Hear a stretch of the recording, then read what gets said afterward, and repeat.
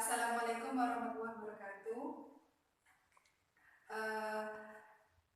Di sini Bu Guru akan memulai pelajaran biologinya ya. Sebelumnya, marilah kita berdoa. Semoga pada pembelajaran kali ini kita mendapatkan berkah dan ilmu yang manfaat ya. Berdoa mulai. Berdoa dapat diakhiri. Nah, ini sehat semua kan ya, masuk semua kan ya. Semoga kita sehat-sehat selalu dilindungi oleh Allah. Nah, masih ingat nih apa materi kemarin yang kita sudah bahas? Ingat kan ya, sistem ekskresi. Nah, untuk kemarin kan kita hanya membahas pengertian dari sistem ekskresi dan macam-macam organ dari sistem ekskresi serta struktur-strukturnya. Nah, terus gimana proses pembentukan dari zat-zat ekskresi dari setiap organ-organ? Nah, kita kan belum ya. Apa di sini sudah ada yang sudah pernah baca? Masa ini nggak ada yang pernah baca ini ya? Sudah pasti ya dibaca. Kemarin guru sudah bilang ya untuk dibaca karena membaca adalah budahnya ilmu. Nah, mari kita masuk ke organ pertama prosesnya yaitu kulit. Nah, kulit seperti kita tahu ya, kulit melakukan kemarin sudah diberitahu ya, kulit mengeluarkan ekskresi berupa keringat. Nah, proses keringat ini sebenarnya itu membalancekan seperti semisal suhu kita panas setelah kita beraktivitas ataupun melakukan olahraga. Nah, suhu kita panas, otak kita memberi rangsangan bahwasanya ini kita itu panas. Nah, apa feedbacknya untuk membalancekan tubuh kita? Nah, itu dengan dikeluarkannya keringat. Nah, bukan hanya sekedar aktivitas fisik saja, tapi berupa misalnya nih kita mau presentasi atau hal-hal yang membuat kita gugup. Nah, itu kita kan bisanya itu mengeluarkan keringat. Nah, keringat yang dikeluarkan ini respon dari otak. Dari bagian apa? Dari bagian hipotalamus. Jadi bukan hanya ekskresi yang dikeluarkan dari aktivitas fisik, bukan. Itu juga bisa dari perintah dari hipotalamus ya. Kalau gejalanya, kalau kemarin kan gejalanya itu penyakit kulitnya itu berupa kanker kulit. Nah, kalau kelebihan dari pengeluaran keringat, nah itu biasanya itu dari faktor genetik. Nah, kalau biasanya kan ada nih telapak tangan yang terus mengeluarkan keringat, nah itu biasanya faktor genetik. Tapi kalau dilihat genetiknya ayah dan ibunya itu tidak ada seperti yang diturunkan oleh anaknya, nah itu biasanya itu ada kelainan pada ginjal ataupun dari organ paru-parunya biasanya itu. Nah, untuk yang udah jelas ini ya, mungkin ada yang ditanyakan nanti ditanyakan lagi di kesempatan lainnya ya. Terus organ berikutnya yaitu ginjal. Nah, kalau kemarin kan udah diketahui. Nah, kalau ginjal itu sistem ekskresinya berupa apa? Urin. Nah, prosesnya masih ingat nih apa aja? Ada 3 nih, masih ingat?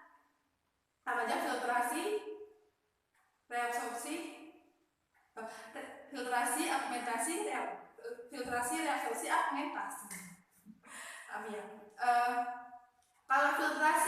Kalau filtrasi itu dari pembuluh darah masuk ke ginjal. Nah, pada ginjal ini diambil darahnya itu dipisahkan jadi menjadi darah sekunder, darah primer. Nah, dari darah primer ini apa aja? Masih ada kandungan gula, masih ada kandungan asam amino. Nah, ini kan selanjutnya ke proses reabsorpsi. Nah, pada proses reabsorpsi ini kan itu penyerapan kembali sisa-sisa makanan, sisa-sisa zat yang masih dibutuhkan oleh tubuh kita. Nah, itu biasanya itu hanya tersisa asam amino aja. Nah, proses selanjutnya itu proses augmentasi. Nah, proses augmentasi ini merupakan proses sesungguhnya ini berarti hanya ada asam amino aja, amino, di mana amino itu merupakan yang membuat urin kita itu bau. Nah, itu merupakan amino, kandungan amino yang ada di urin kita. Nah, selanjutnya yaitu paru-paru. Organ paru-paru melakukan ekstresi apa aja? CO2 dan air, H2O ya. Nah, bukan hanya paru-paru itu bukan hanya pada sistem ekskresi saja sebenarnya. Paru-paru itu merupakan juga sistem respirasi dan sistem sirkulasi darah. Nah, pada pembagiannya sistem ini kan ada tiga berarti paru-paru itu memiliki tiga sistem nih, sistem respirasi, sistem peredaran darah, dan sistem ekskresi. Nah, pada bagiannya itu paru-paru memiliki fungsinya masing-masing. Pada ekskresi itu berarti kan membuang zat-zat yang tidak diperlukan oleh tubuh. Nah, berarti CO2 itu tidak dibutuhkan oleh tubuh atau kelebihan. Nah, pada proses ekskresi ini CO2 itu diolah dari CO2 dilarutkan dari 3 proses. CO2 dilarutkan dari plasma. Ini berapa persen CO2 yang dikeluarkan dari proses ini? Nah, itu 3% dari keseluruhan CO2 yang kita keluarkan. Nah,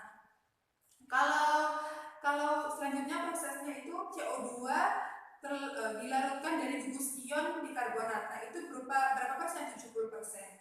Terus selanjutnya CO2 terlarut dari proses sirkulasi darah, itu sekitar 38%. Nah, sebenarnya ini pengeluaran CO2 dan H2O ini berdasarkan aktivitas tubuh dan usia, aktivitas keseharian kita. Misal nih, petani sama cuma yang bekerja di kantoran, nah itu pengeluaran CO2 dan H2-nya itu berbeda karena kegiatan mereka berbeda.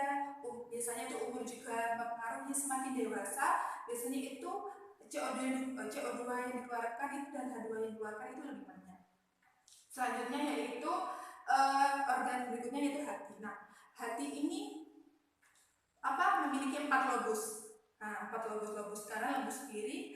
Terus selanjutnya itu di ginjal itu terdapat saluran darah. Nah, di saluran darah ini gimana saluran darah yang melewati hati ini akan disaring. Nah, kan fungsi hati ini untuk